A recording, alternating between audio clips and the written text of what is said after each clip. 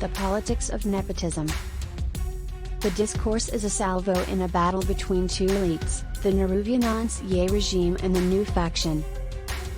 In recent weeks, nepotism has become center stage in mainstream public discourse.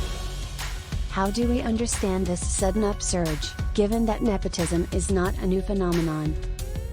But a lot depends on how the debate is framed, and the nature of the contingent politics around the nepotism discourse.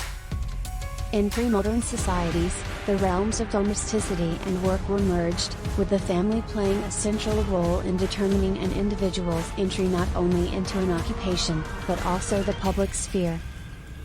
Second, traditional social norms still dictate that family comes first, caste/clan second, and everything else, including merit, last.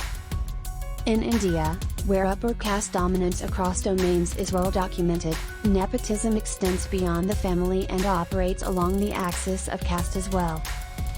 In a hypothetical society of perfect socio-economic equality, each individual's nepotistic reserves would cancel out that of everyone else's. So, tackling nepotism calls for political mobilization against socio-economic inequality.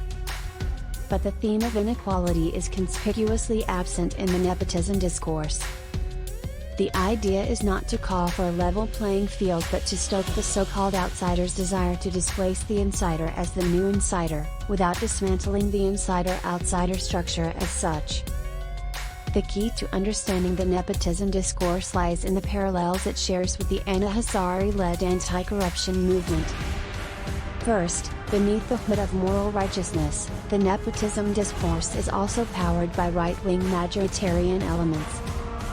As was the case with the anti-corruption movement, this aspect remains understated, if not hidden, thereby enabling the discourse to get traction across the political spectrum, including from liberals.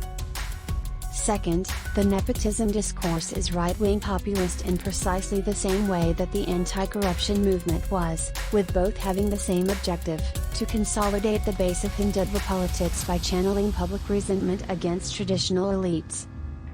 In politics, where the old elite, symbolically and literally, is the Nehru Gandhi family and its allies, the strategy worked brilliantly, giving the illusion of authentic change while one faction of upper caste elites displaced another to become the ruling elite.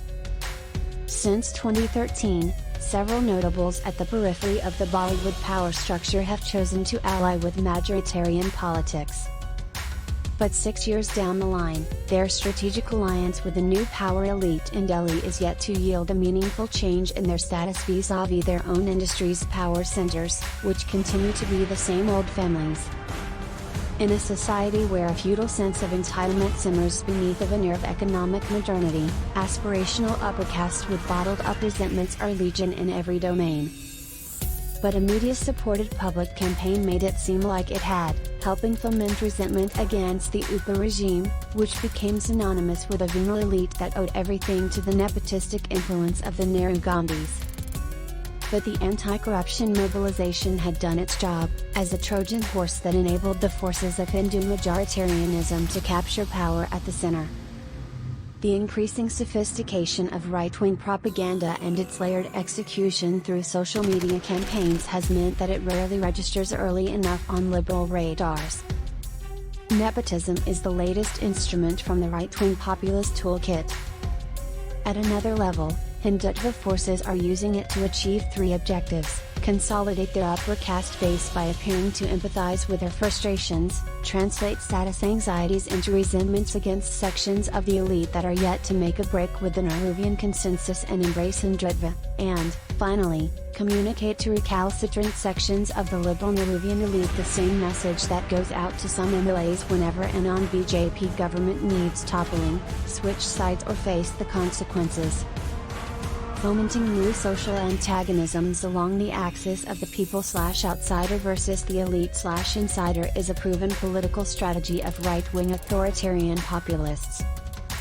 The nepotism rhetoric is a similar operation where the resentments and frustrations of the less privileged, aspirational, upper and middle castes are sought to be weaponized against older, relatively more privileged upper caste factions, now othered as the Nehruvian elite. The nepotism discourse, Then, is another salvo in a battle between two elites, the Nehruvian ancien regime with its pluralistic instincts, and the brash new aspirational faction that wants its share of the spoils of power. But given the heavy competition and the small size of the pie, a great many feel deprived and resentful as they see the old liberal elites continuing in their privileged perches, as they always have. It remains to be seen whether deepening this social antagonism through polarizing rhetoric offers enough fuel for a propaganda campaign capable of insulating the ruling party from the political costs of governance failures and economic headwinds.